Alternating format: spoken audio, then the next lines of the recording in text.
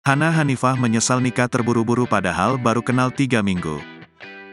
Hana Hanifah menyesal buru-buru menikahi sang suami, Randi padahal baru mengenalnya selama 3 minggu. Kenalnya baru 3 minggu, dari teman di media sosial, kata Hana, dikutip Senin, tanggal 16 Oktober tahun 2023. Walaupun begitu, Hana mengakui dirinya sempat merasa cocok dan nyaman ketika bersama Randy. Apalagi di awal perkenalan mereka, Randi memperlakukannya dengan baik.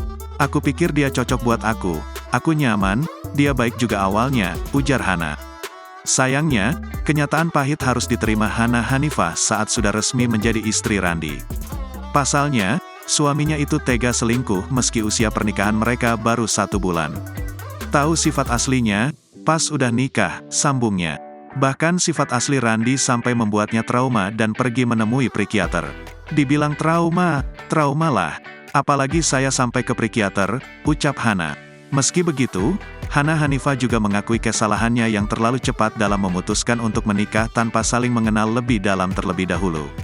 Salah di akunya sih, terlalu cepat memilih untuk menikah karena kita mungkin belum saling kenal satu sama lain, tutur Hana.